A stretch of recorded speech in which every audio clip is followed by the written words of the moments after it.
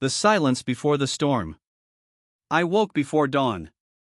The air was heavy, like the moment before a thunderstorm, yet the sky was clear. In our camp, silence reigned. No one spoke. No one joked. Even the horses stood still, as if sensing something. I was a simple soldier, not a strategist, not an emperor, not a hero.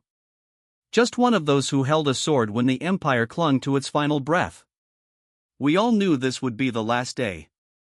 Not because someone told us, but because it was etched into every stone of the wall, every glance, every breath. Constantinople, the city that had survived centuries, crusaders, conspiracies, betrayals, stood on the edge of oblivion. And we were its final guardians. I passed by the Hagia Sophia. The doors were open. Inside, people.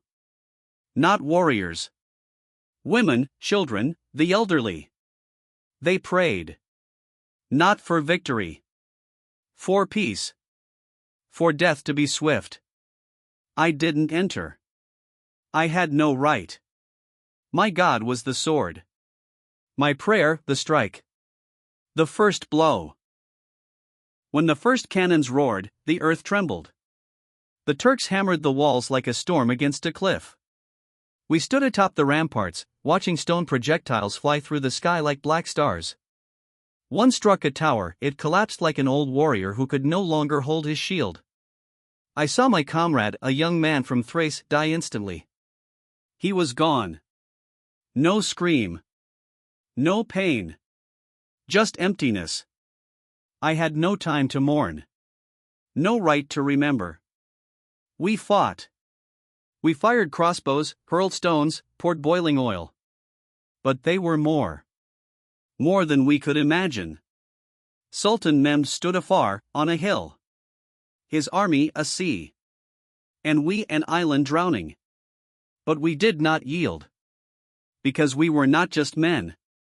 We were the final breath of an empire that once ruled the world. The inner front. Inside the city, chaos reigned. Some prayed. Some looted. Some fled. But most waited. I saw Emperor Constantine XI walking among us. No crown. No guards.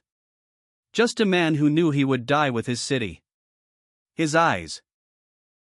Not fear, not anger. Calm. Deep as night. He spoke to us. Not as a ruler. As a brother. He said, "Today we do not defend walls. We defend memory. We are the last who can say Byzantium lived." And we believed him. Because in his voice, there was truth. I returned to the wall. My sword was dull. My hands soaked in blood. But my heart ablaze. I no longer thought of myself. I was part of something greater. Part of a legend born in agony. The breach. When the Turks broke through the wall, everything changed. They surged in like lava. We fought street by street. I lost my shield. I lost my voice. I lost my fear. A spear pierced my shoulder. But I stood. Because every step back was a step toward oblivion. I saw the Hagia Sophia fill with people. They didn't scream. They sang. The final hymn of the empire. The Turks stormed in. And the song fell silent. But it remained within me. Like a shadow. Like a memory. The emperor died. Not fleeing. Not hiding. He died as a warrior. His body was never found. But his spirit remained in every stone, in every word we pass on. After the silence. When it was over, I lay among the ruins. They didn't finish me. They didn't find me. I was a shadow. A voice that remained. Constantinople had fallen. But it had not vanished. Because memory is stronger than the sword. I left. Not as a defeated man. As a witness. I told this story to children who never knew what an empire was. I wrote it on walls, in sand, in dreams. Because Byzantium was not just a state. It was an idea. A light that does not fade. And if you're hearing me now, you too are part of that memory. You are the last warrior who holds the sword not in hand, but in heart. Echoes of childhood. Before the empire fell, before the walls cracked, before the cannons roared, I was a boy. I remember the scent of incense in the churches, the golden mosaics that shimmered like stars, the sound of bells echoing through narrow streets. My father was a baker. My mother sang old hymns while kneading dough. We were poor, but we were Byzantines. That meant something. I remember watching the imperial procession once. The emperor rode past, his cloak trailing like fire. I didn't see a man. I saw a god. That day, I swore I would serve the empire. Not for glory. Not for coin. But for that feeling that we were part of something eternal. Years passed. The empire shrank. The gods became men. The gold faded. But the oath remained. Even when I held a rusted sword and wore a patched tunic, I believed. I believed in the city, in the walls, in the dream. The dream before the end. The night before the final assault, I dreamt of the sea. Not the Bosphorus. A sea of stars. I stood on a ship made of marble, sailing through constellations. The emperor was there.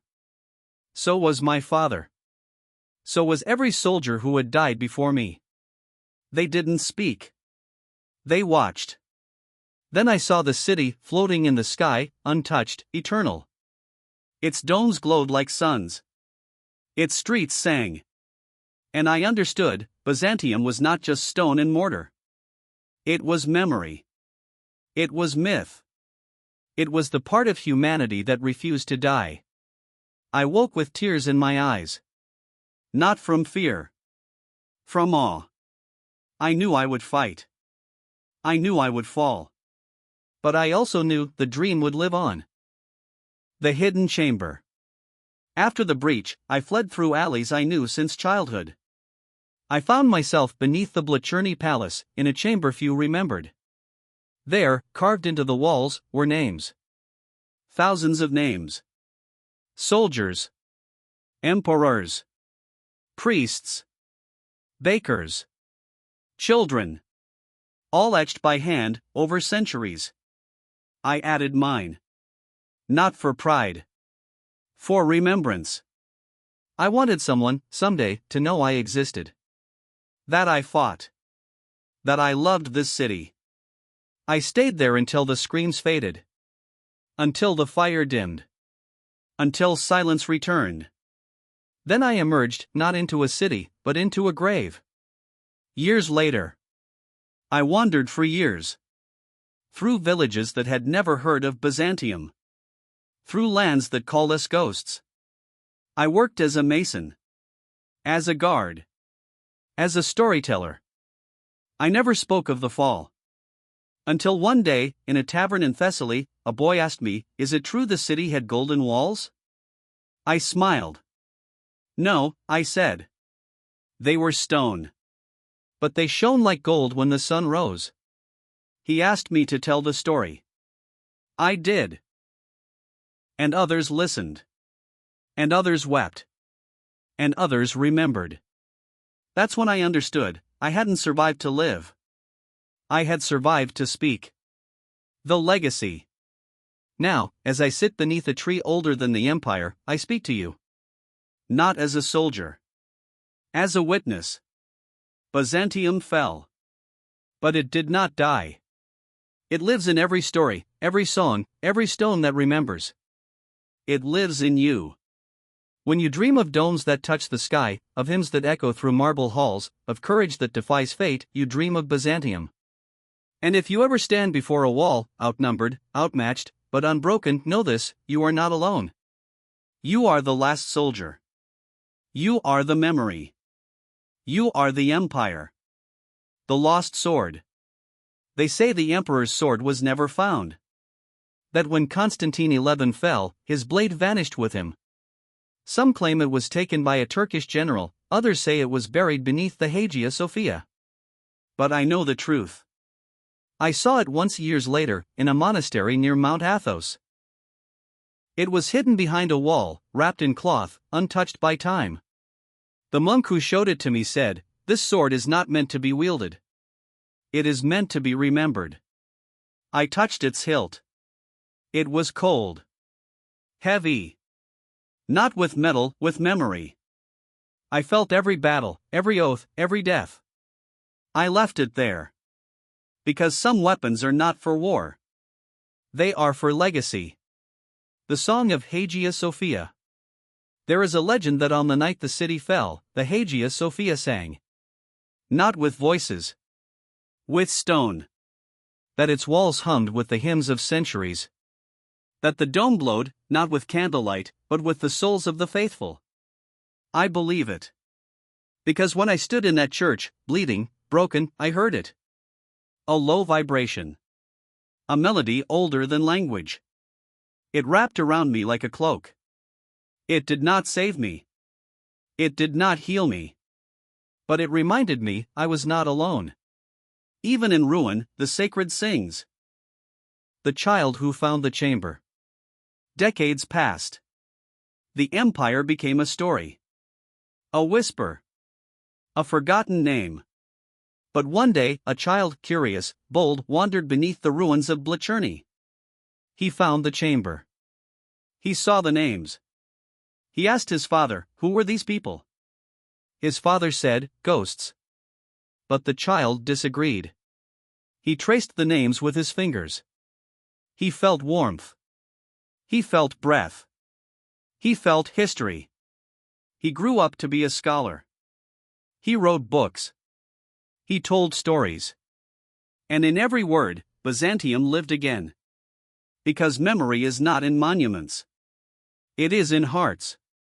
The rebirth. I once believed the empire died that day.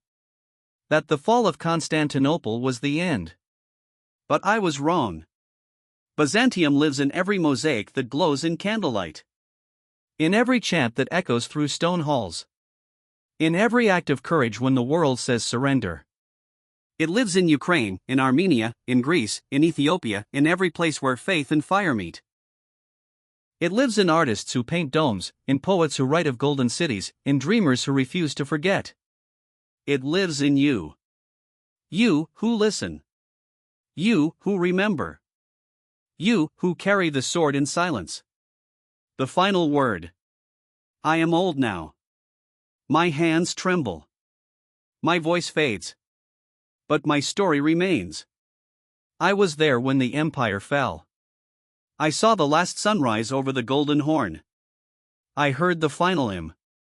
I felt the earth shake beneath the cannons. I watched the emperor die with dignity. And I lived. Not to escape. Not to forget. But to tell you this. Empires fall. Walls crumble. Kings die. But memory endures. So when you stand before your own battle, when the world turns dark, when the odds are impossible, remember Constantinople. Remember the soldier who fought not for victory, but for honor. Remember the city that sang as it burned. And know this. You are not the end. You are the echo. You are Byzantium.